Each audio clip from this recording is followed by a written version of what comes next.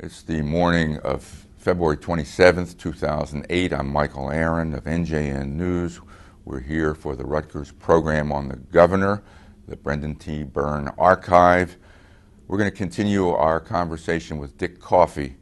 Dick was the Mercer County Democratic chairman and a candidate for governor in 1973 until he withdrew in favor of Brendan Byrne and became Brendan Byrne's campaign chairman and would later become state Democratic chairman. Dick, we left off last time with the election of Brendan Byrne. Before we look into the first term and the transition into a first term, let me just ask you what electioneering was like back then as compared to today. Well, that was almost 40 years ago. And to begin with, when I was running against Byrne for 4 months in 1973, I was the first gubernatorial candidate or senatorial candidate who ever hired a professional consultant. I hired John Martilla from Boston. He had handled various campaigns in Boston. He handled the campaign for the first black mayor of Detroit. And he had a whole team of people. 5 or 6 people moved into Trenton. One was a fundraiser. One handled your brochures and so forth. Another one handled strategy. And when I got out of the race, I turned Martilla over to Brendan Byrne. And that truly was the first time that a consultant ever been hired by anybody in New Jersey. But in those days, you didn't need a lot of money. I think I told you before about when as a campaign chairman, when I had committees of my executive committee, I pushed to raise $150,000, which was a lot of money in those days. And Archie Alexander Sr., who had been both treasurer for the state of New Jersey under Minor for 2 terms, and started out with Dick Hughes, was on the committee. And he objected vigorously. But I said we had to raise $150,000. And he walked out and never came back. Why did he object? He thought it was too much money. And he was a multi-millionaire. He was a former Wall Street operative, and had plenty of money of his own. But didn't he want Brendan Byrne to win? Yeah, he wanted Brendan Byrne to win. But it was obscene to think of that amount of money? He thought the money was obscene.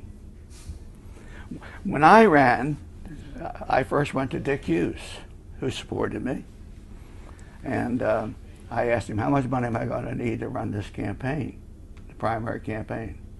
He said, if you can raise $100,000, that's plenty. Well, when you hire a consultant, that runs up the bill pretty fast. And I did the things that the other people were doing as well. And I had raised and spent $130,000, and I needed at least that much more to spend by the time I got out. So, Dick Hughes had run twice. He said $100,000 is a lot, and I ended up, when I got out, $30,000 in debt. And after a year, we had a birthday party for Brendan Byrne to raise money to pay off my debt. And we raised $50,000, which even then was a lot of money for a fundraiser. And I paid off my debt, and I had money to spare. But times have changed so much, because now if a mayor of a city runs for election, or an assemblyman or state senator runs for election, $100,000 is not a lot of money. I mean, some of those candidates raise $300,000 or $400,000. Some raise $500,000. We've had recent campaigns where they spend over $1 million, and that's a major way that politics has changed in New Jersey. What do you think Brendan Byrne's campaign spent in the primary and the general election for that year? Any idea? In the primary, his main supporters was comprised of the legal community. You know, he had been a prosecutor in Essex County, and he had been judged for a lot of years. And he was a popular man in his own right. And we tapped the legal community. We had a fundraiser where most of the invitees were attorneys from around the state. And we did this the Saturday before the election, primary election. We raised over $100,000 at a fundraiser we held at the Essex House in Newark. Then in the general election, he probably raised maybe $200,000. For the general election? For the general election. Who was the lead fundraiser for the Byrne? Alan Sagner. How good was he? Very good. Very, very good. How so? He worked hard. He knew a lot of people. He tapped, you know, back in those days, what we call big money. A $1,000 donation was a lot of money. Alan did a heck of a job. He was a fundraiser, primary fundraiser, I guess, in both the primary and the general election for Brendan Byrne. Let's move on to Brendan Byrne's immediate post-election period. What do you most recall about the weeks right after winning the election and before taking office? Well, he had to put together a cabinet, and he already had a program really in hand, because that committee that I referred to earlier had many sessions. Which committee? It was I guess you would call it it was a committee that developed a program for the Democratic Party. That included an income tax. That included support for the Sports and Exposition Authority, and many other things that were innovative. Who ran that committee? Do you recall? Or who was associated with it? Yeah, I remember some of them. I think Dave Goldberg was on the committee. Joel Stearns.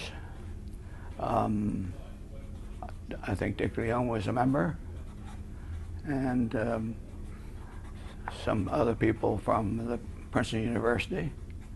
A few political types. I think maybe a couple county chairmen, like Matty Feldman from Bergen County at that time. Steve Persky, who was the county chairman down in Atlantic County. And they developed a whole program that was handed to Byrne, which was a legislative program to begin with, and then became his agenda for his first 4 years. This committee operated during the fall, prior to the election? It was in session for at least 2 or 3 years. For 2 or 3 years, but it began before the election, or right after the election? No, before the election. Was there any competition between this committee and the governor's immediate staff? Oh, no. Over who would influence the direction of policy? No. Dick Leone was his campaign chairman, and he was on the committee. So I think he was a key person to implement what the committee had recommended. Do you remember any jockeying for jobs among people who served on that committee?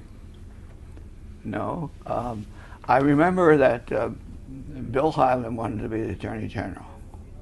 Was he on the committee? I don't think so. Okay. He may have been, but I'm not certain. Who was Bill Hyland at that time? Bill Hyland was a former assemblyman who was Speaker of the House at one point in time, was a prominent attorney from South Jersey. He was in my campaign when I was running for governor. He was with me the night that I turned my campaign over to Byrne. And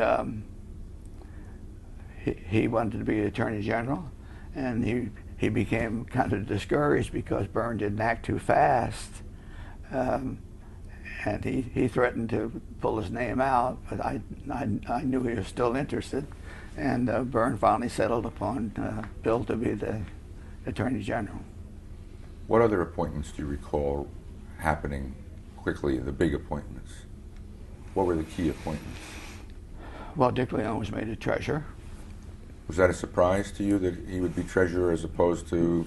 No, he could have his choice of anything he wanted to do or wanted to be. And why? Because he had been that influential? He was very influential. He was even more influential during that campaign than I was, because he practically lived with Byrne, and he was a policy guru. Of course, he had some problems because Byrne had a relationship with Bob Miner, because he worked as a cabinet secretary for Bob Miner before he became the prosecutor in Essex County. And because of this relationship, Miner, who had been out of office for 12 years, would call him almost on a daily basis. And we never knew what he was talking to Byrne about. I mean, Dick and I had many discussions along those lines. But Miner had great influence on Brendan Byrne. I might say it was pretty good influence. Where was Miner situated at that time? What was he doing? Where was he living? I think he had moved to Princeton, but he still had his practice up in Phillipsburg. Law practice? Law practice. And he was still plugged in and involved and interested? Yeah, you know, former governors are always interested to a certain extent. But he had a special relationship with Brendan Byrne, so, you know, he was in his rights to interfere if he wanted to.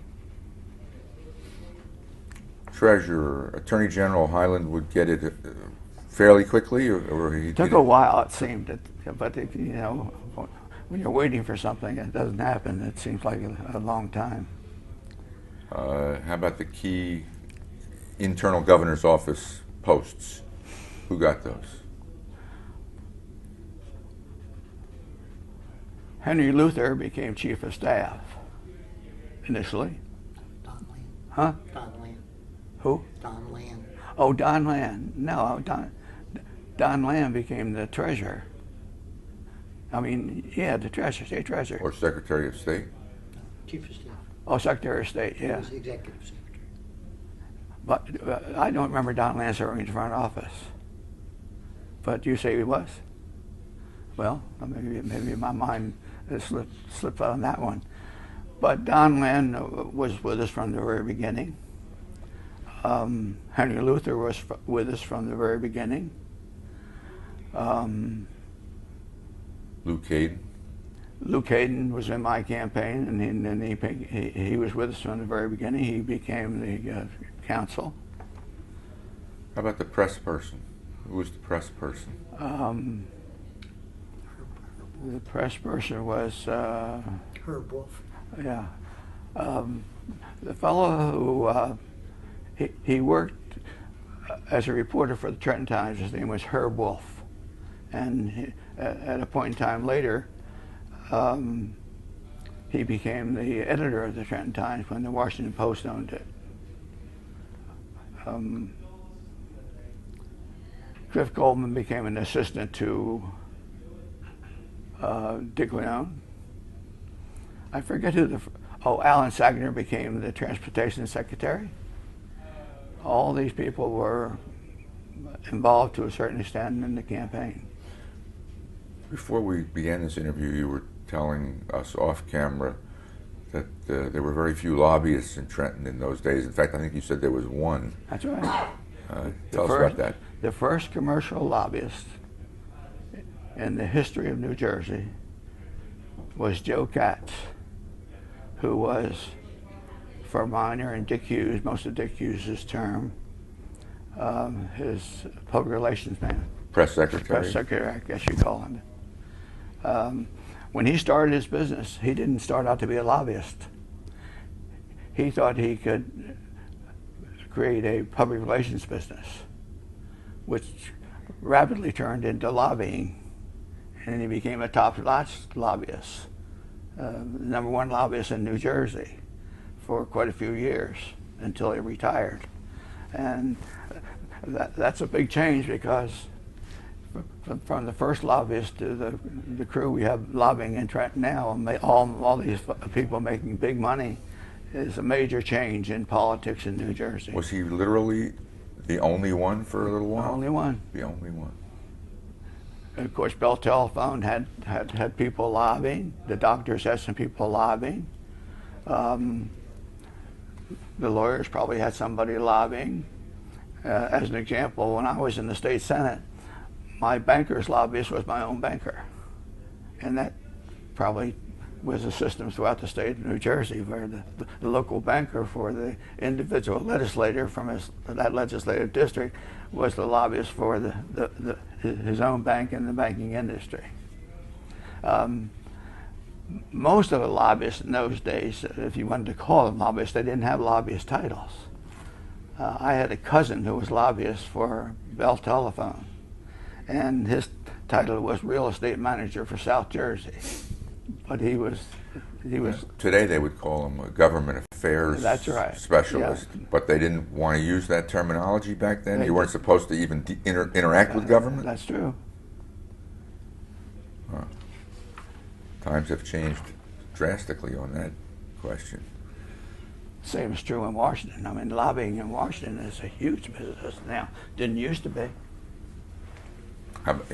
When did it not used to be a huge industry in Washington?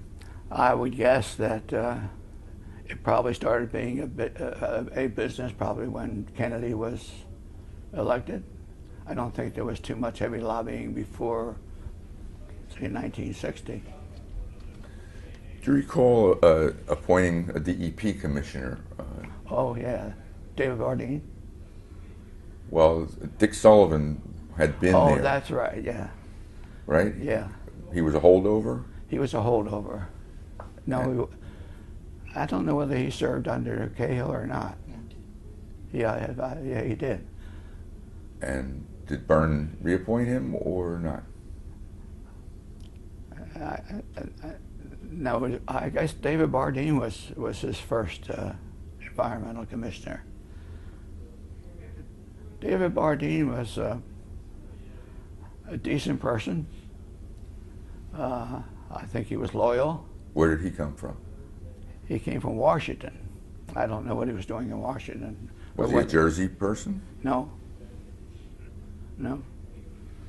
David Bardeen was unusual in a lot of respects. He never wore shoes. He wore open sandals. But he was a bright person and a very nice individual. And he did a good job for Brendan Byrne.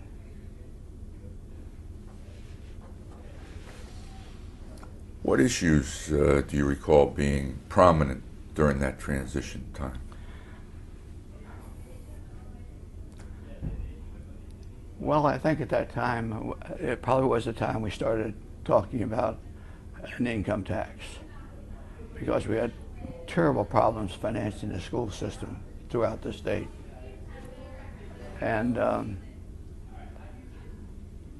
I know even in this first year, the Byrne administration developed a income tax problem, which probably was too involved for the average person to understand. There were two handicaps. Number one, we never had an income tax, so people were very leery about another tax. And then the program that was developed was very difficult to understand, and many people couldn't understand it, even some of the legislators. But the legislature was very reluctant to pass What was so tricky about the idea of putting a certain percentage on your income? What was so complex for the public to understand about that? Well, as I recall, there were a lot of factors. Certain things in the legislation would key something else. It was so involved that it wasn't just, we're going to charge you 5% on your income. It was much more involved than that, and it affected it was probably applied by the amount of money you made. Different gradations. I know that I had trouble understanding it. And you were a banker. Well, I was, or a loan guy. Yeah.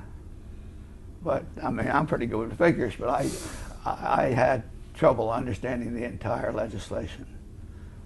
And we tried for that first year. We tried. We were in session all summer long, and we just couldn't get enough votes to pass it. How about the sports complex? Was that an issue during the transition? It really wasn't an issue. It appeared to be dead at the end of Cahill's term. I know that he lost interest in it because he was, defeated to run for re-election, and it was sort of controversial. It was big business. It was one of the biggest things that we had ever done in New Jersey. But Byrne was for it from the very beginning. And he worked with Ray Bateman, who was president of the Senate. And Ray Bateman very much wanted the sports complex and had done a lot of preliminary work on it. And I think probably Bateman and Byrne are the two most people responsible for the development and the passing of the legislation. At that time, Sonny Werburn was playing a very important part as well, and he was for the sports complex. And I would say, as a citizen, as an average citizen, he was the person also most responsible outside of government. Do you recall any discussions about a Driscoll Expressway? Driscoll Expressway? Yeah. Driscoll was the governor when the turnpike was developed. Tom's River Extension. The Tom's River Extension? Oh. I remember some discussion about that. I don't know how far it got. It was the only time I remember it was before my term as a senator, it seems. But we also had a big controversy about a regional airport to be built in the Pinelands. And I remember when Dick Hughes was the governor and the I-95 was built from Trenton to Belmar. I know that Dick Hughes campaigned for that when he was running for re-election, and that it was a major item in his campaign. How about the legislative leadership? An incoming governor or a newly elected governor today is expected to sort of give his blessing to a reorganization of the legislature, or at least perhaps play a role in it. The legislature was up for election in '73, as was the governor. What happened in terms of legislative leadership after the election? Byrne played a major role. I would say that he handpicked the Speaker of the House, and he also played a major role in the designation of Pat Dodd as the president of the Senate. How did he come to handpick the Assembly Speaker, and who was it? Well, if you recall, 4 years earlier, or was it 2 years earlier, the Democrats thought they won control of the Assembly. They had one man who was an independent, but they thought they could count on him. His name was Tony Imperial, from Essex County. But that was the year that the county chairman in Hudson County, John B. Kenney, used David Friedland as his agent to make a deal with the Republicans, and that's the year that Dick Van Court from Bergen County was elected Speaker. He didn't deserve it, and Tom Kean became the majority leader. So after Byrne was elected, Woodson was expected to be the Speaker. Woodson was Howard Woodson, from Trenton, who was a minister, African American, a black man, and he felt he was cheated out of it before, and he didn't leave anything to chance. The day after election, he started contacting assembly members all over the state. He traveled to their district and set up meetings, and he became what nowadays we would call a shoo-in. But he was Byrne's choice. He was a supporter of mine, and he was a very strong supporter of Brendan Byrne. And was he able? Yeah, he's probably one of the best public speakers we've ever had in Trenton, in either house. He was a bright man. Some people thought maybe he was a little lazy occasionally, but he had been around a while, so he was very able. I suppose he was the first African American Speaker of the Assembly? First African American Speaker in the United States. Was he? Yeah. Let's go back to the period you were referring to when David Friedland cut the deal with the Republicans on the leadership. Friedland was in the Assembly at the time. That's right. And you're saying that his county chairman and boss, John V. Kenney, orchestrated this move to make a deal with the Republicans. That's right. Why? Because he knew he was going to be indicted.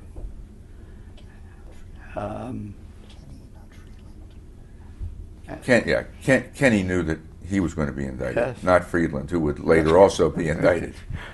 Okay. Yeah, Kenney knew he was going to be indicted. I mean, they had the goods on him, and you recall, I remember that when Minor ran to be reelected against Cahill at the end of Dick Hughes' 2 terms. 69.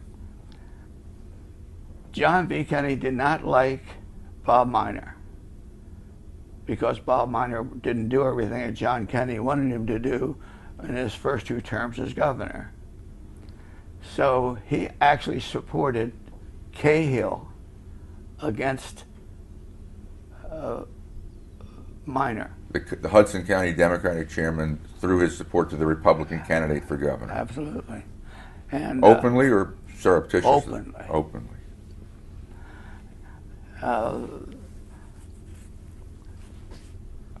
Where were we? We were trying to figure out why Kenney in 71 sabotaged the Assembly Democrats. Now he had a relationship with Cahill because he supported him.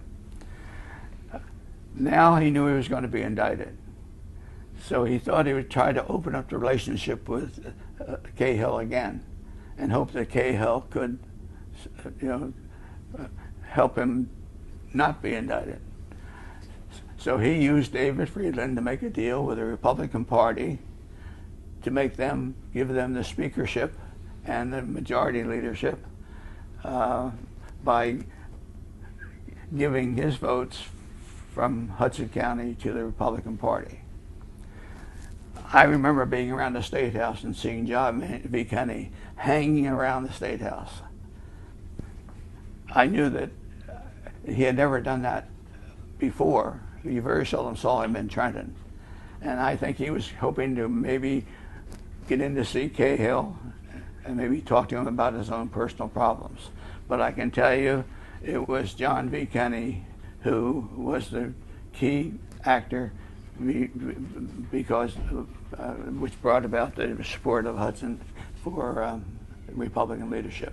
In hindsight, that deal was instrumental in advancing the career of Tom Kean, who would then become governor. That's right.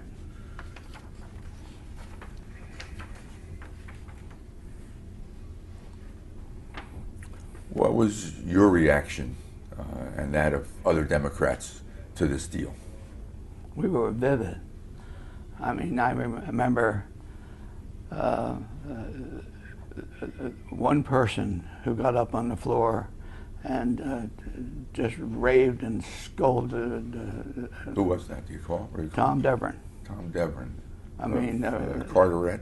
He's from Carteret. He was a long-time legislator, a good public speaker, and he was on the floor for about a half hour. And he really scolded everyone in sight for making that deal. You had a position with the Assembly Democrats at a certain point in your career. What point? At what point were you the executive director of the Assembly Democrats? Not at this time. No. Later. A year later. A year later. Yeah, I took that job a year after Byrne was elected. Okay. Oh, okay. Were you still the Mercer County Democratic Chairman? Yes. So you were the county party chairman and the executive director of the Assembly Democratic That's right. Caucus. How much influence did you have in the Byrne administration? Well, I think I had quite a bit. I actually told him to support Pat Dodd for President of the Senate. Why? Pat Dodd had been in Trenton before. Where was Dodd from? He was from Essex County, and he was regarded as a good state senator. He was originally a state senator, and he was young, considered very bright, considered clean cut, and I had met him when he was a state senator, and I thought that he would be an excellent choice to be the president of the Senate. And I told Byrne that, and I'm sure he had other support, but particularly from his own county, particularly from his county chairman, Harry Lerner, at that time. But I think I played a role in that. Byrne, also being from Essex County, would have his own feelings about Dodd. Were they close, or were they on opposite sides in Essex County? I assume they were on the same side. Dodd became a state senator for the first time after Byrne left Trenton and became the prosecutor in Essex County, and then subsequently became a Superior Court judge. But I'm sure he knew Pat Dodd. How did Pat Dodd do as Senate President? Well, he did pretty well. I don't know how many years I forget how many years he served. And I think Carmen Arecchio from Essex, no. Nutley, yeah, he was from Nutley, which is also Essex County. Yeah, he became, I think, the second president of the Senate. He would become Senate President in the next decade. Oh, but I remember that he and Alan Karcher, who was the Speaker of the Assembly, did not have a very good relationship. We're jumping into the 80s now, right? Yeah. But I played a role in bringing them together. There was a leadership conference down in Florida, and I went down with Alan, and Carmen Arecchio was involved in that organization, and I got them together, and they talked, and they became friends after that. Let's see, Karcher became Assembly Speaker in '81, I believe, and Arecchio Senate President after the same election. Yeah. I guess maybe right. Going back to Pat Dodd and Harry Lerner, what was in your memory, the structure of the Essex County Party in those days? Was it split between the county chairman's faction and the reform governor's faction? How did it align, and who was important? When I was in the Senate, there was a senator from Essex County by the name of Ralph DeRose, and he became Harry Lerner's gubernatorial candidate against Byrne and Ann Klein. Who else? Well, anyway. In 73. Yeah. And he supported DeRose. Lerner did. Mm-hmm. As the campaign developed, I think that Byrne got the support of Mayor Gibson, who was the mayor of Newark, and he had considerable support in Essex County from the West Essex towns, who were more liberal. But in the primary, Byrne did very well in Essex County. I don't think he carried it, but he ran very close to Ralph DeRose. Once Byrne became the nominee, did Harry Lerner and DeRose close ranks with their fellow Essex County Democrats? Yeah. From that point on, Lerner became very friendly with the governor. Was Lerner a boss? Was he one? He was, as I recall, in my time, the second boss of Essex County. Dennis Carey was the first boss, and Harry Lerner was the second boss. Dennis Carey preceded Lerner as Yes. the county chairman. How about Marty Greenberg? Was he part of that constellation of people in 73? Marty Greenberg was pretty close to Brendan Byrne. When Dick Leone and I took over the campaign for Brendan Byrne, the headquarters was in Marty Greenberg's office. And His law office? His law office. Which was where? Hmm? Which was where? In Evergreen Place in East Orange. And all of the lawyers in that firm were active in the campaign. But we had problems with, a couple of them who were, didn't understand politics and were raising money and doing, attempting to help. Whenever we had problems with anybody, we'd always go to Marty and get him to straighten it out, and he did. Marty was a good politician. Was he a politician in those days? He would be a state senator at some point, but was he an office holder or not? He was elected with a state senator with Byrne. With Byrne, Mm-hmm. okay.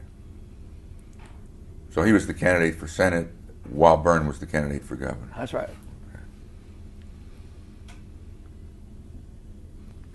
You said that you wanted to talk about Brendan Byrne's accomplishments, and you listed 4 of them. Mm-hmm. The sports complex, the income tax, getting casinos in Atlantic City, and the Pinelands. Let's start with the sports complex. When did Byrne make that happen, and how?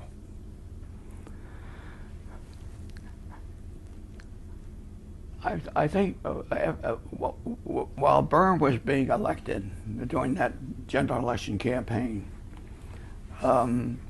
Cahill, who was defeated in his primary battle in the Republican Party, sort of lost interest. He didn't like Salmon, who was the candidate, and in losing interest, it appeared to me that the sports complex was in deep trouble. Byrne, who wanted the sports complex, met with Ray Bateman, who was, I think at that time, the Senate president, just before the takeover by the Democrats. I think there was a cooperation there that put the sports complex back on the right track. And I think Ray Bateman secured Republican votes, and of course Byrne had the Democratic votes, and the sports complex legislation was put in place, and of course Byrne signed it. Was that fairly early in the first term? Very early. Very early. So the shovels went into the ground soon thereafter? I think the die was cast even before Byrne took office with the help of Ray Bateman. And of course, the person on the outside who was very interested was Sonny Werben, who was very popular at that time. And Was he the owner of the Jets? he owned the Jets. But he was a Jerseyan? No, he was Oh, a New yeah. Yorker. Well, he initially, I think, was a Jerseyan. He was a big Rutgers man, and a very influential guy. And he was on the right side of the sports complex, and I think that he also played a role. Who did Byrne put in charge of the sports complex project or getting it going? Do you know? Werblin? Was he the first president? Yeah. Sonny Werben, I guess, was the first president. Somebody told me that you may have had some interest in that. Did you? That was later. Sonny Werben, was no longer. By this time, he was, I guess, out. I don't think he was even on the Sports Complex Commission. The man who was the executive director resigned from the sports complex and went to Houston, Texas, to take over their sports complex. And yes, I showed an interest. I insisted on an interview and got an interview. I knew that it was An interview with who? the commission, but they didn't hire me. They hired the assistant director and made him the director at that time. Who was that? You know? I don't know that. I don't know either one of the first two. Okay. I mean, I knew at the time, but now their names escape me.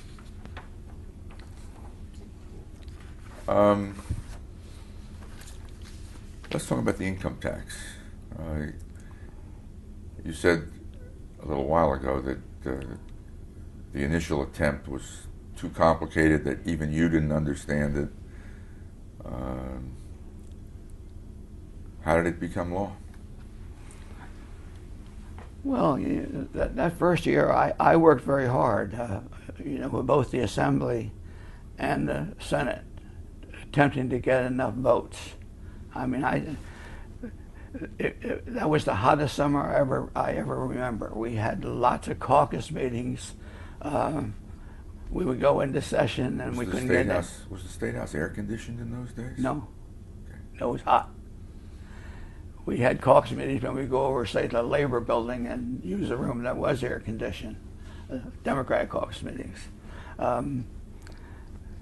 I begged legislators to come on board. They wouldn't do it, and others, went through the same experience.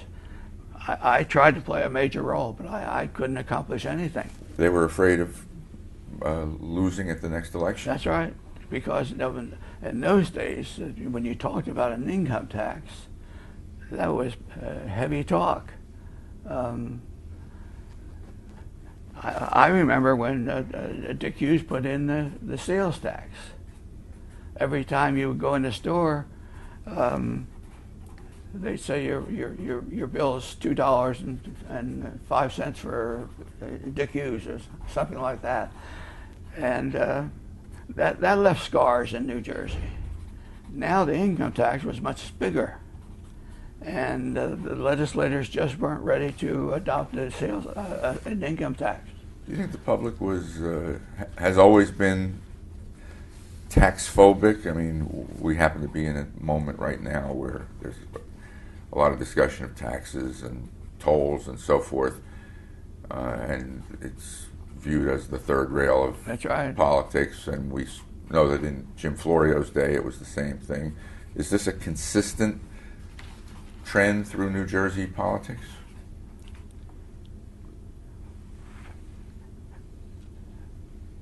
Cahill attempted an income tax, and he couldn't get an income tax passed. And then when Byrne became the governor, we knew we had to have an income tax to take care of the education problem in New Jersey. And Byrne made a valiant attempt.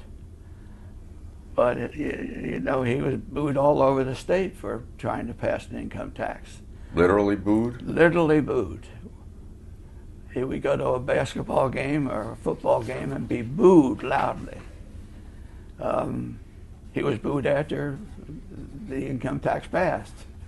A lot of people didn't think he had any chance for re-election because he finally got an income tax. But in passing the income tax, in the history of New Jersey, I think it's the first time that the legislature on its own tackled a major problem and accomplished something. Well, how do you figure that? The governor's been pushing it for 2 years. Because the governor had tried for a year and a half. He did everything he could to get an income tax passed.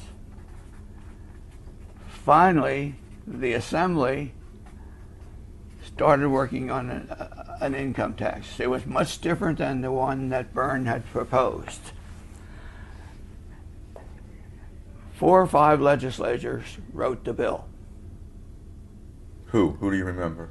I remember Bill Hamilton, Al Burstein, George Barber, Steve Persky, maybe to a lesser degree, Woodson. All Democrats. Yeah. LaFonte. We would meet late at night in the State House. We would go up to Woodson's office at his church. We had, these legislators wrote a bill. What are we, in the 3rd year of the Byrne administration now, or 2nd year? I think it was the last part of the 2nd year. And lo and behold, we passed it, just passed it by 1 vote. 2 Republican votes, Bob Littell and Carl Waddell. Then the bill went to the Senate. There were individuals in the Senate who wanted certain things in this bill. John Russo from Ocean County was one I remember very well, and maybe a couple others. So they did slight additions or revisions. They eventually passed a bill. Now, during this time, we didn't have any working relationship on the tax program with the front office. No relationship with Governor Byrne, no relationship with Dick Leone, the treasurer. Why not?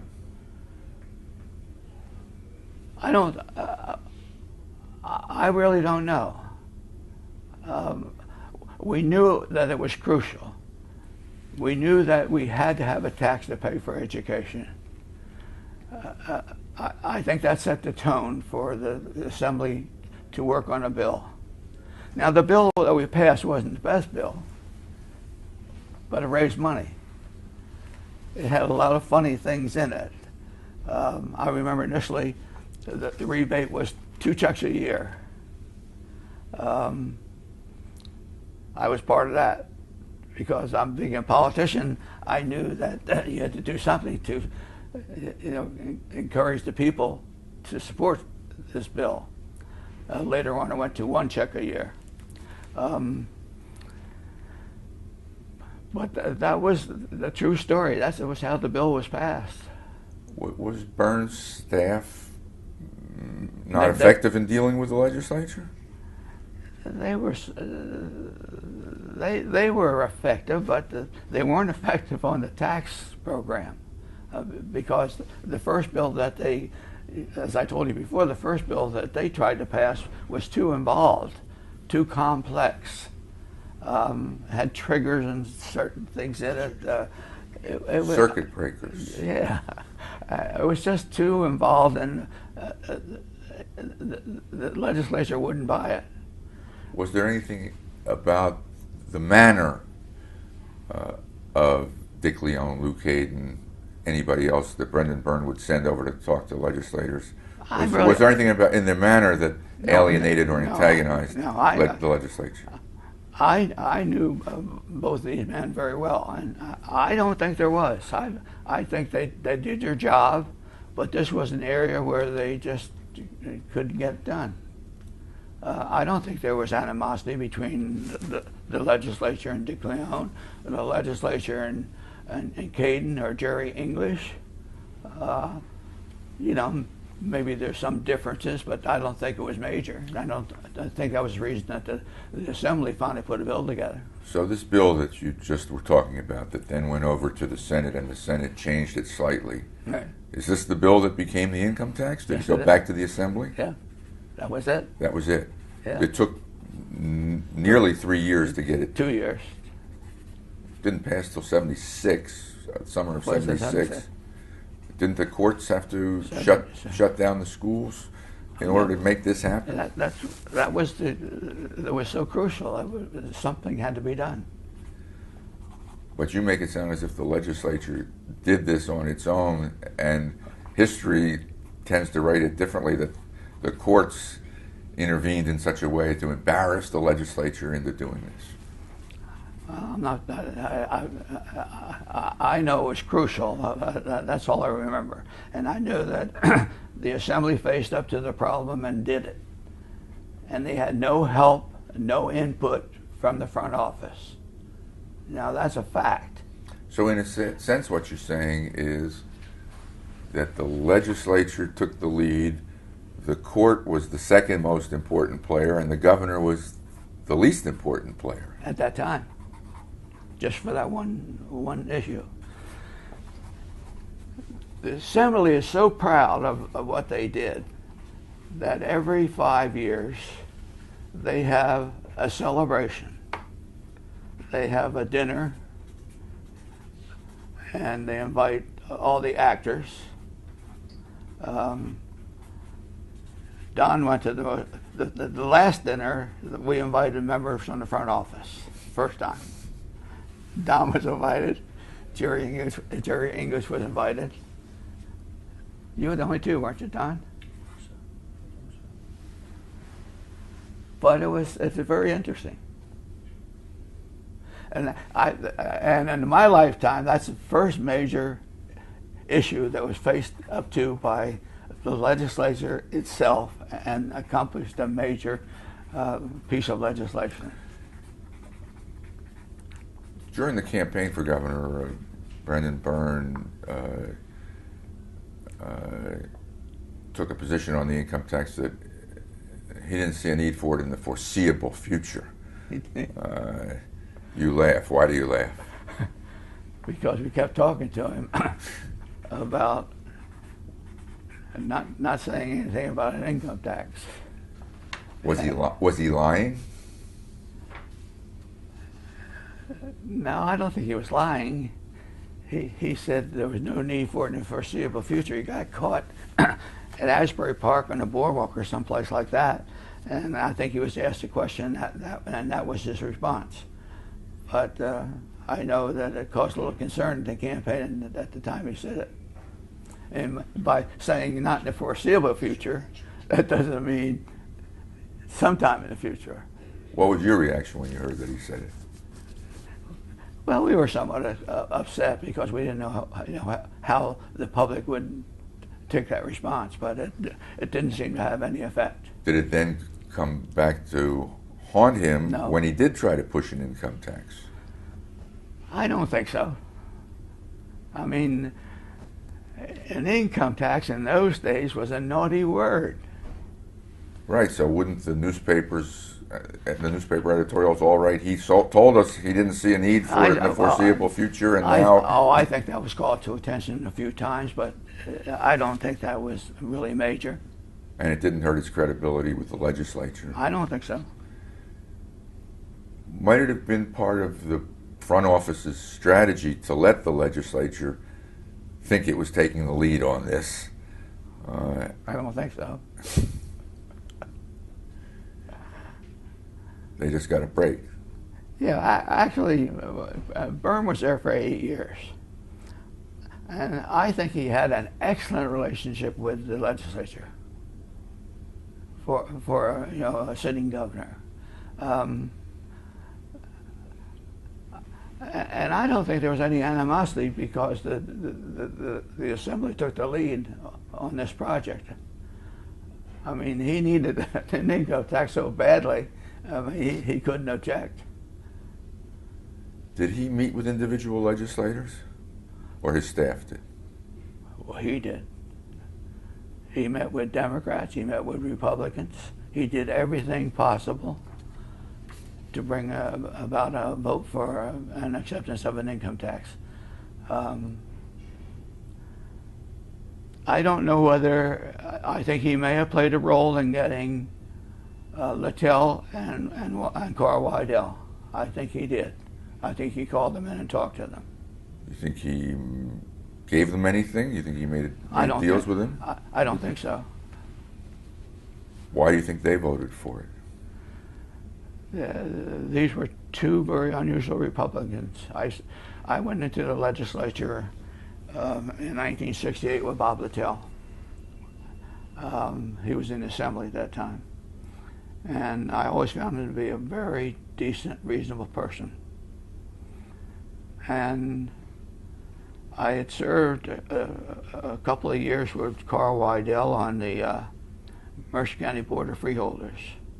And then he came into the Assembly, and Carl Weidel was a very decent person. Both of these men were, very good Republicans, but on the income tax, they both took the plunge and voted for it. Would you call them liberal Republicans? I would call them moderate, not liberal. You talked about the Democratic spearhead group that got together and put this thing together. How did they or you convince reluctant Democrats to vote for this? We couldn't get them all, and we had a large majority. After 2 years, we lost some members, but we still had huge majorities to work with. And there just happened to be enough that would vote for a tax plus the two Republicans that we were able to pass it. But I can tell you that whether it was Byrne or Leon or Caden or Jerry English, or whether it was me or Woodson or LaFonte, we couldn't convince enough Democrats to vote for a tax until this last time. Well, I remember working with Ozzie Palakia, and I particularly remember him because at one time if we could have gotten him, we would have probably put it over. Where was he from? Passaic. A Democrat? Yeah. Former labor man. And he was for it or not for it? No, not for it at all. You spoke to him? I spoke to him many times. And what was his posture? What would he say to you? He was afraid that if he voted for an income tax, he would be beaten in his next election. Were any Democrats beaten in their next election because they voted for the income tax? No, I don't think so. The final, it was around so long, and people began to sort of understand that something had to be done, that we had to have a tax to pay for education. And eventually, obviously it didn't hurt Byrne. Temporarily it hurt him. He was booed all over the state. You listed as a third major accomplishment of Brendan Byrne's 2 terms, getting the casino authorization prior to running for re-election. Yes, so tell us that story. The story is that Steve Persky was the prime mover. Steve Persky. He's a very outgoing, very hard-charging person. What was his position at the time? I think he was just a legislator. Assembly or Senate? Assembly. The first time, his family was big in Atlantic City, Yeah, and right. had been for a while. That's right. The first time we had a referendum, he was the principal writer of the bill, and he tried to establish casino gambling for the entire state. And it was defeated quite heavily with no Do you recall votes. what year that was? It was about 2 years before this, the one that passed. The second time, he rearranged the bill so it just had effect for Atlantic City, and I guess just parts of Atlantic City, not the entire city. It included the ocean front and I think the waterfront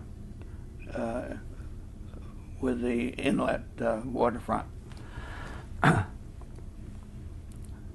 He was the prime mover. He fought. He stayed with it. Where was Byrne on it initially? Oh, he's for it. He was for it. Yeah. Was he for the original statewide Yeah. referendum? I think so. Where were you on it?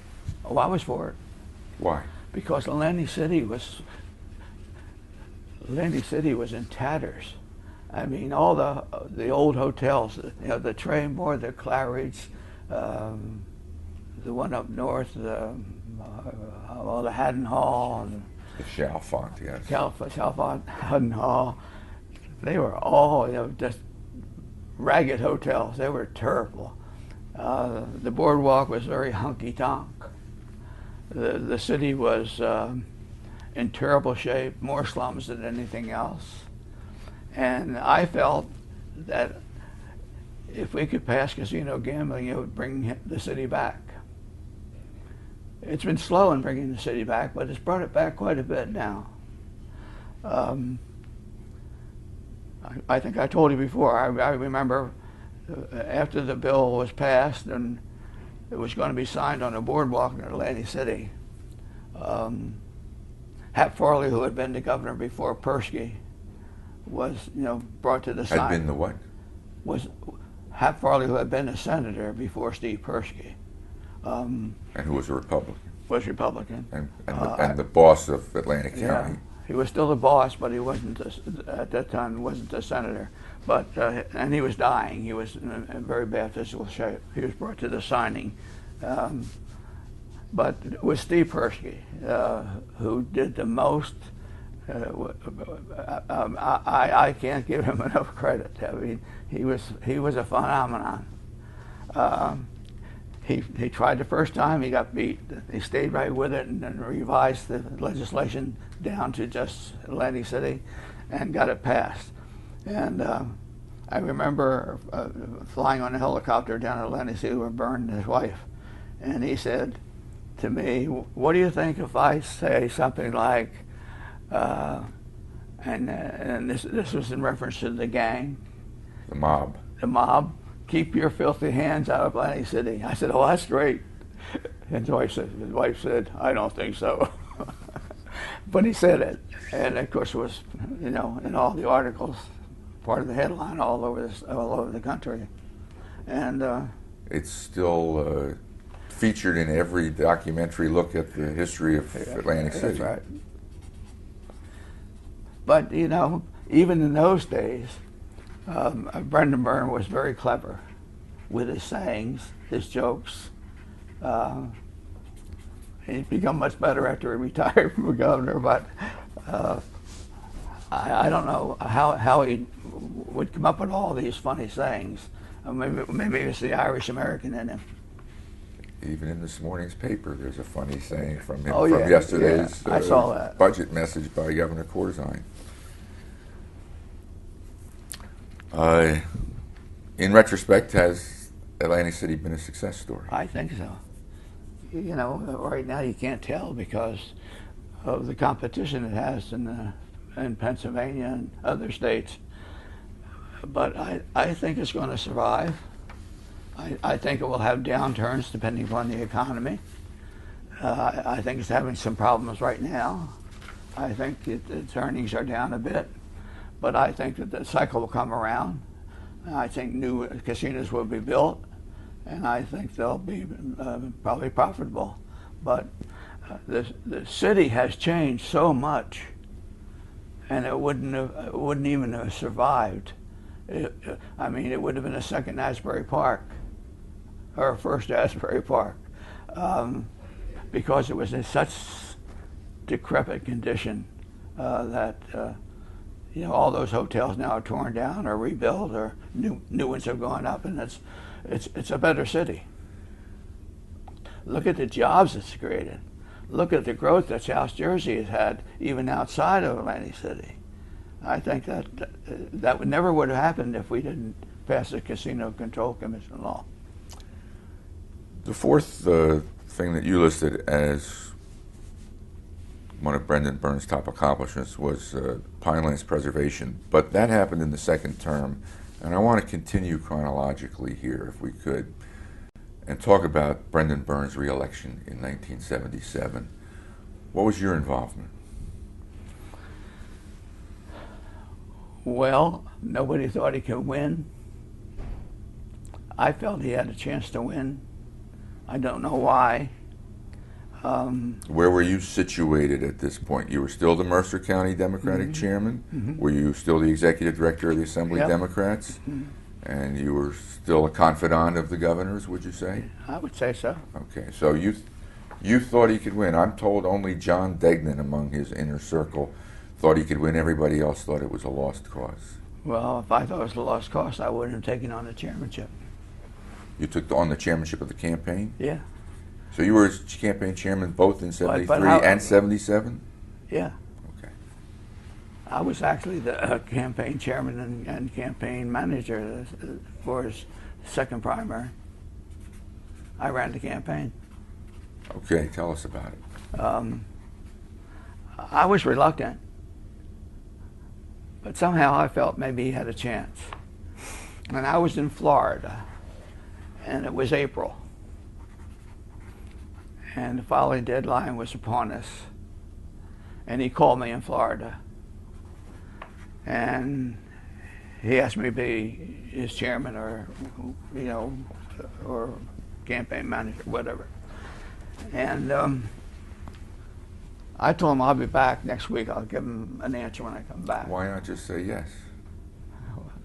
I don't know. It was a telephone conversation. I was in Florida and he was in Trenton.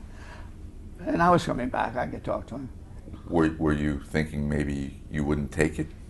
I didn't know. I Why? really didn't. Why? Because he might lose?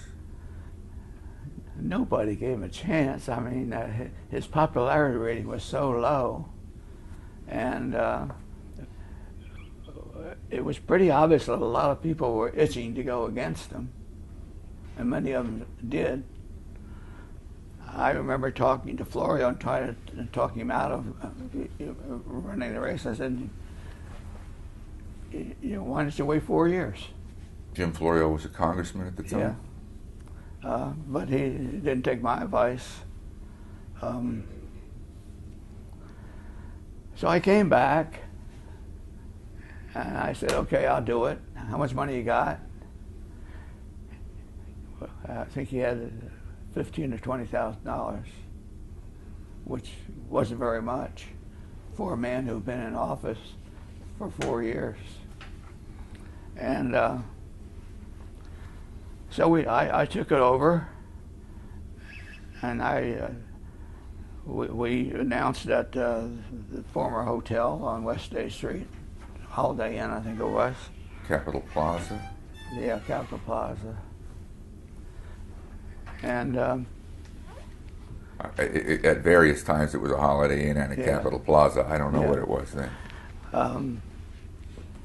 all the press corps came over, and I put on a brave front. So I said, we're going to win. We're going to win in style.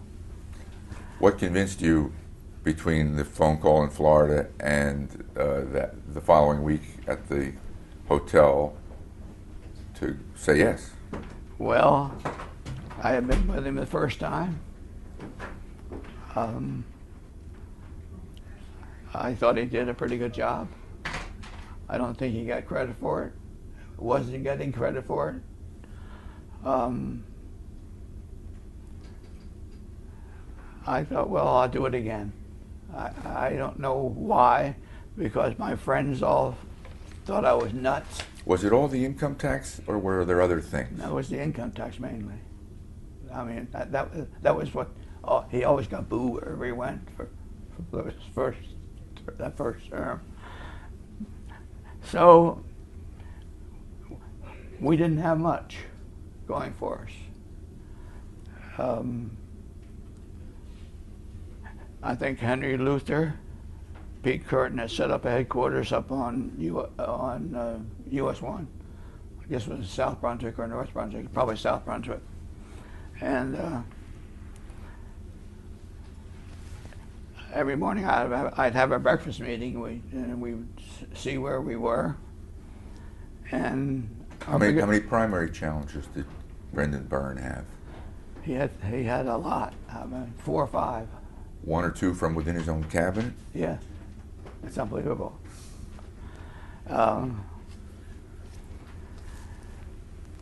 One of the things we did with our telephone bank, we called every county committee man and committee woman in the state and asked them to support Brendan Byrne. A lot of them did. Most of them did, except the ones that were close to Florio and Camden County. The ones were close to Paul Jordan, up in his area. Of course, Paul Jordan dropped out. Paul Jordan was the mayor of Jersey City when he lost the mayor's election in May. He dropped out of the June primary after he lost the mayoral election in May. Okay. And he came on board to support Byrne. Who else was challenging Byrne? Let's sort it out. Florio, Jordan, Joe Hoffman. Joe Hoffman. Who was in his cabinet. His labor commissioner. Yeah. Bob Rowe. Bob Rowe. Who was a congressman from Passaic County. Mm-hmm. Did Ann Klein? No, Ann Klein ran in 73, right? And she was in the cabinet. I think that was it. Okay.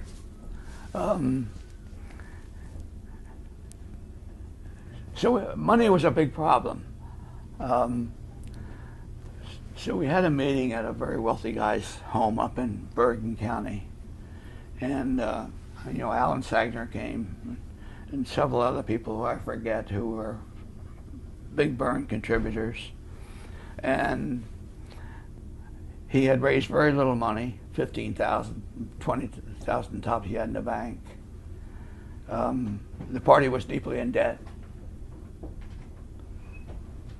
because Dugan never raised any money. And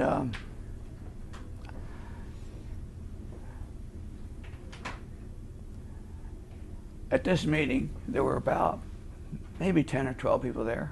I said, we have to raise $150,000 to win, which wasn't much money, because we raised almost that much the time before when he was in a primary, and we won because he had the big support of Hudson County at that time. Now the fellow who beat Paul Jordan, Tommy Smith, and the county chairman, who was also a state senator, and the president of the Hudson County Community College, Wally Shield. Both came on board with Byrne, and he had Jordan. So now we had Hudson. We naturally had Mercer. Because of you. Yeah. We didn't have Camden because Florio was very strong there. We didn't have anybody for us over in Middlesex. Bill Hamilton, who was the speaker, came on board with me, and we had a few other people. But Joe Hoffman was from Middlesex County. How about Essex?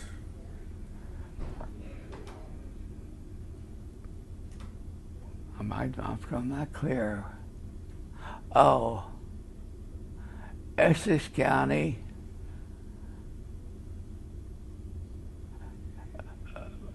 a lot of Essex County I know supported Florio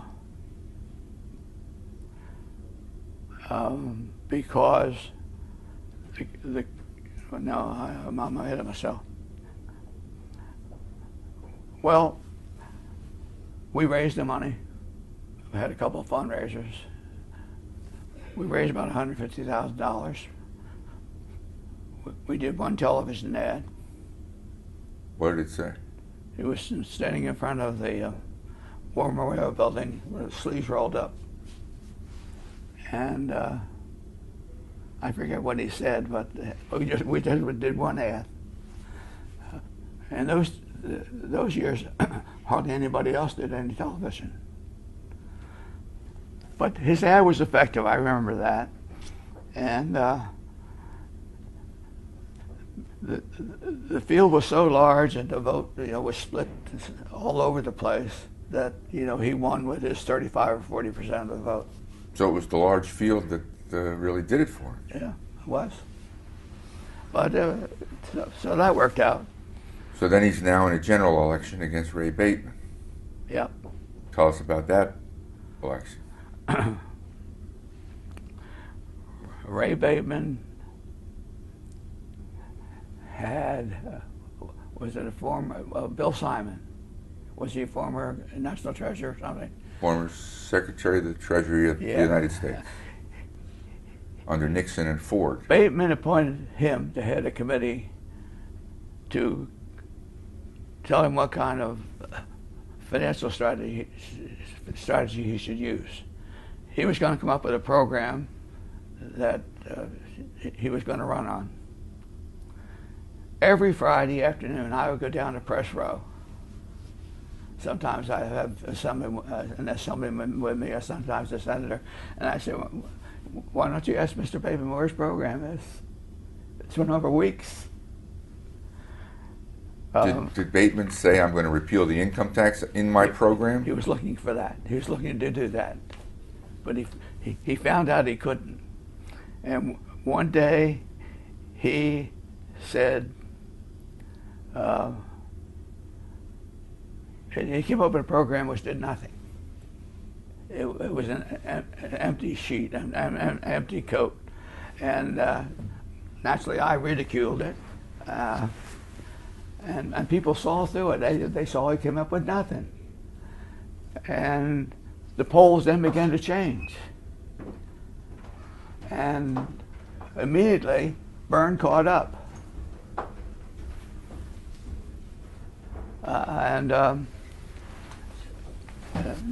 Then he, as it turned out, he won handily. He won by 300 or 350,000 votes.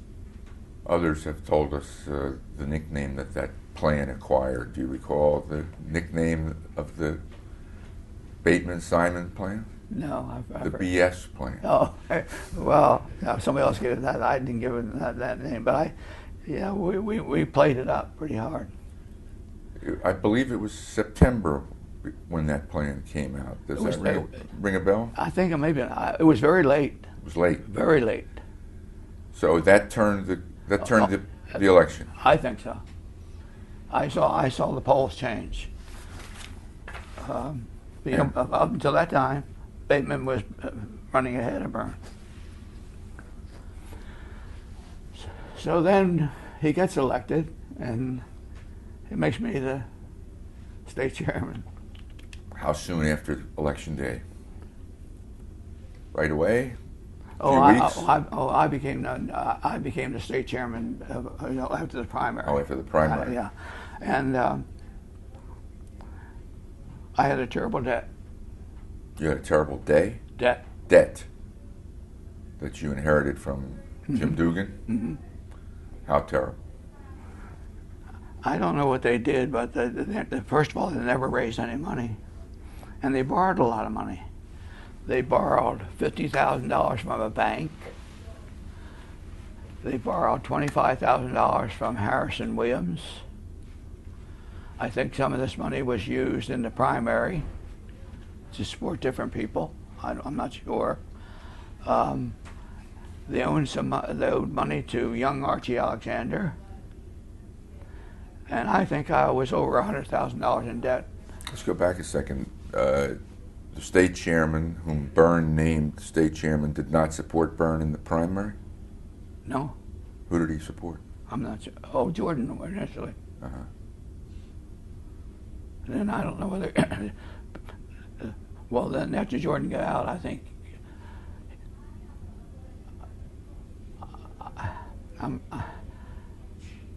I don't know whether he had left the Senate by then or not. All right, what did you do with this debt-ridden party that you inherited? The bank insisted I meet with him. What bank? I was one of the banks in Newark, one of the big ones. That's now it's Wachovia or something else. And so I took Alan Karcher with me. Alan Sagner with me, and Bobby Willets. Why Bobby Willets? Credibility with both of them. And I said, I'll pay this off in 30 days.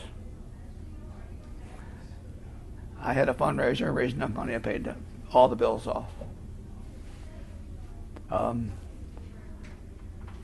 That was basically it. What was the function of the state party chairman? Fundraisers. Raise money for the party? Raise money for the party. I remember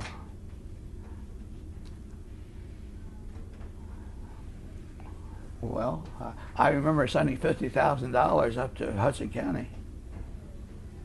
For an election? Yep. Do you remember whose election? Maybe it was Burns, second re-election. Uh-huh. But the man I sent up gave him the $50,000. In cash? Yeah. In those days, that's the way business was done. But he saw the money on the table. He said they had 5 times as much money as I sent up, which is probably true. But that was the way things were done. Was this what we would call street money? Get out the vote money? Yeah, street money, get out the vote money. Think some of it went into people's pockets inordinately? I don't know. You know. Hey, human nature being what it is, who knows what happens to the money? I know that when I was a county chairman, and he used to pass out the money in Trenton, the people were pretty good. They produced, but a lot of people consider it just a payday. Were you still the executive director of the Assembly Democrats once you became state Democratic chairman? Yeah. Yeah, I did 17 years there. 17 years as executive director. Yeah, and then retired. So you were a real power at the State House. Oh yeah, yes, as a matter of fact. I told you about when I was in the legislature in the state senate, we didn't have any committees. Bills were shoved out. You didn't sign them on the floor. The only committee that met regularly was the budget committee, and there was the joint committee. That committee was very effective. The joint budget committee? Yeah, they called it the joint budget committee. Assembly Senate committee. That's all we had. Uh-huh. Other committees never met. And when Alan did that report. By the way, we were talking about the election of '77. Do you recall election day that day and the weather and attempts to keep the polls open? Well, I know it was raining in North Jersey. It wasn't raining in Central Jersey. And we were getting reports that the voter turnout was very slow. And I know I had lunch with Dick Leone, I think at the old Marrow Inn on the one there where the legislators used to hang out before Lorenzo's and places like that. And I think we did make an attempt to, see if we could keep the polls open, because the voter turnout in the morning was very low. But I think the rain let up or stopped completely about 4 or 5 o'clock, and he wouldn't do anything for us anyway. He meaning Don Linke, who was in the council's office? Or? Yeah. He was the only one left in the State House by himself. Everybody else was working in the campaign. I mean, John Degnan was working with us. And the fourth accomplishment of Brendan Burns that you felt deserved special attention was the passage of the Pinelands Act. Tell us that story. Well, the truth is that I didn't play a very active role in establishing the Pinelands. I don't know whether that was something that this committee had talked about before the Byrne first election, whether it was a program to be enacted or not. It may have been. But I know he had Joe Merlino, who was at that time the president of the Senate, and Jerry Stockman in our house handled it for him. But I was very impressed, and I think it was a major development. I think it was an important development for the entire state. Why? Well, I had an experience when Dick Hughes was the governor. A huge regional airport was attempted to be placed in the Pinelands. The Pinelands was wasteland, pretty much. The land wasn't very valuable. It was very remote and very rural. And they had actually picked out a site. And this was to be a huge airport like Dulles Airport outside of Washington. And I thought maybe it would eventually be established, but there were certain factions in the state that were very much against destroying this natural environment, and they felt that the road system wasn't adequate to service this airport, because that was before the highway was built from Trenton to Belmar, 195. And I know a lot of people were speculating buying up land in hopes that the airport would finally be developed. That was my first experience with the Pinelands, and I didn't realize what the Pinelands was before that. But then you began to see maps drawn in the paper, and you could see the volume of this huge area of land, and it is huge. But I didn't get involved in promoting the legislation. I was for it, naturally, but I know that it passed the legislature pretty handsomely, although it was controversial. But I thought it was a major piece of legislation, and I think Byrne deserves the credit for getting it passed. And how does it look 30 years after the fact? Oh, I think it's pretty much been what he envisioned. You hear bits and pieces about this, some encroachment here or something happening there, but I think basically the Pinelands is preserved, and I think that the water supply under the Pinelands, which is supposed to be huge, is intact. It hasn't been tapped as of yet. So, but whether the future will require that the water be tapped or not, I don't know. How about politically? Did you think it was a good move for him politically, or a bad move? Well, for him politically, it was a good move, because the state of New Jersey, has preserved a huge piece of land. And I think basically, since the population around the Pinelands is kind of sparse, the population in the rest of the state is very large, and I think that they're for it. You've seen a lot of governors. Who was the first governor you observed? Driscoll. Driscoll? Mm-hmm. Now we're up to Corzine. I don't even know Corzine. Okay. Never met him. But you observe him, you read the Yeah. papers. Put Brendan Byrne in context for us. How good a governor was he compared to those who came before and after? Well, naturally, I feel all the Democrats were good governors. Driscoll built the turnpike. I think that's what he's known for. Dick Hughes built the other highway across the state. Dick Hughes started the lottery, started the county college movement.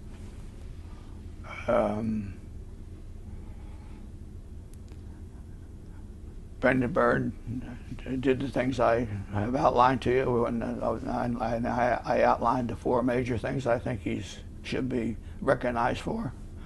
The current governor has his hands full. Jury's out on how good he is or will be. McGreevey was a disaster. First job in politics I gave to McGreevey. He came on staff at the assembly. You hired him? Yeah. Couldn't control him. Couldn't control him? Nope. Finally got rid of him. Really? Mm-hmm.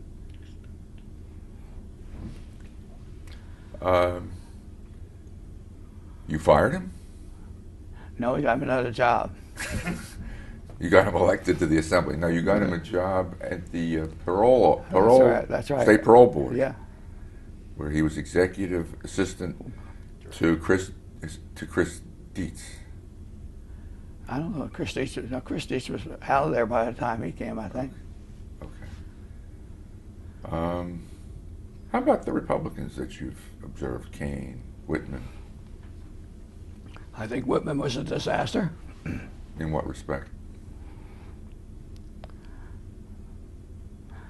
I think she began running up the debt in New Jersey. I think she ran up as much debt as anybody else. She didn't get along with her own party. I just don't think that she was a good governor. Kane?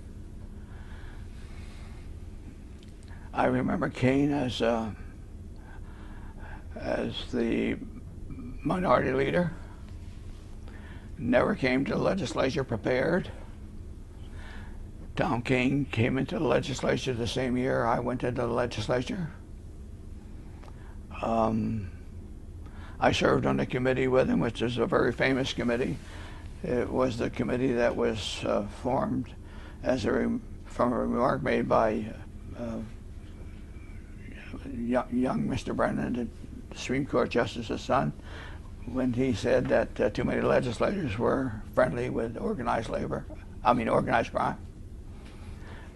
We had a joint committee, had its own counsel.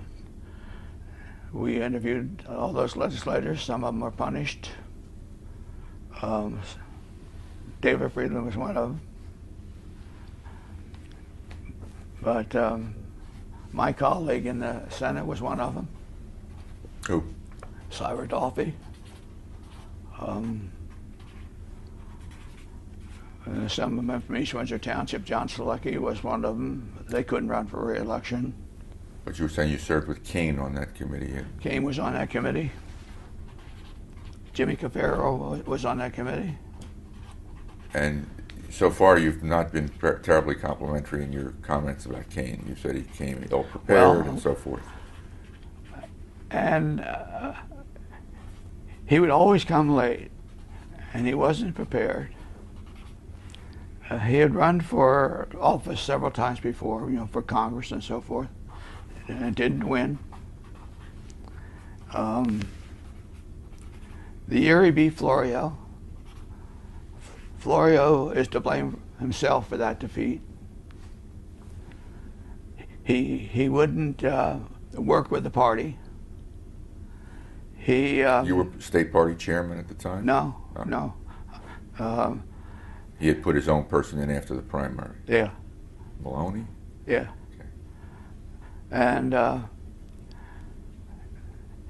he tried to win the election for governor on his own without, seeking help where he should have sought out people for advice and so forth. I know that night of the election he led most of the night. Ray Bateman was, I think, on your NJN, and he said, the people that are figuring that Kane is the loser, are wrong because the votes aren't in yet from Somerset, Monmouth, and Morris. And he was right. And then towards the end of the evening, he just edged out Florio. I think that the die was cast when Florio ran an independent campaign and didn't involve the party as he should have, because he didn't want to be obligated to anybody or owe anybody anything.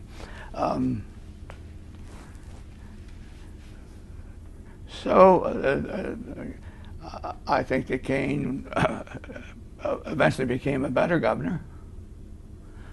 I think I'm probably almost as good as Byrne. I don't think he accomplished as much as Byrne, and he was there for the same amount of time. But politics has changed so much because Driscoll was a different type person. He was a person for his time. Minor was a person for his time. Dick Hughes was a person for his time. I think Dick Hughes had, up until that time, as far as I was concerned, the best record of any governor I was associated with. I think Byrne was almost as good as Hughes, maybe as good. As I said, I think Whitman was a disaster and McGreevy was a disaster. And the jury's out on Corzine. Has the governor's role in relation to the legislature changed over the years? Well, yes. Because when you go back to Minor's time and Dick Hughes' time, the governor was the person everyone looked to develop legislation.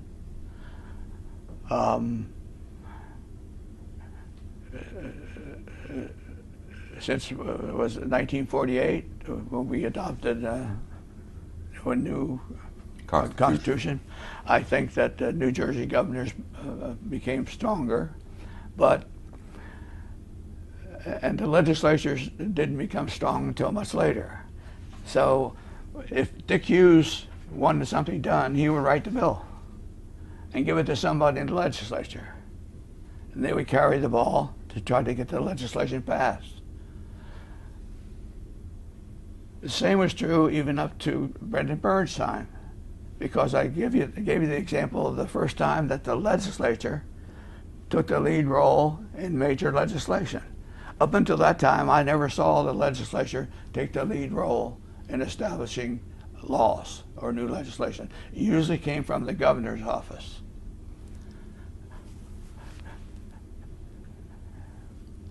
In the years I was in the legislature, almost immediately we expanded staff tremendously. We now have a legislative parts and staffs which are well trained, which can write legislation for the various legislators. Back during my time, legislators never wrote legislation. Now they write legislation. So that's a major change. Is the governor less the central actor in the New Jersey political drama than he was 50 years ago? I think so. On the basis that he always was the leader in developing legislation and developing new laws. now he's not the only one that writes new laws, because the legislature is equipped to do the work that used to be done by the governor's office.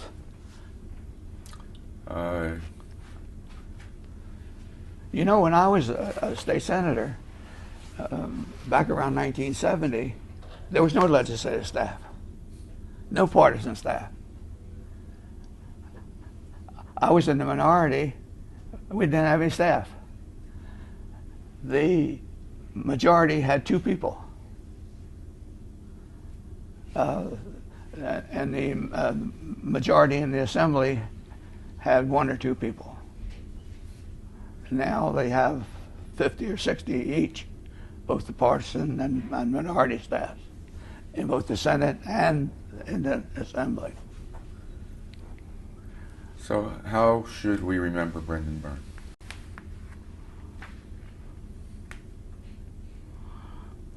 Well, I think we remember him as a good governor, very capable man, bright,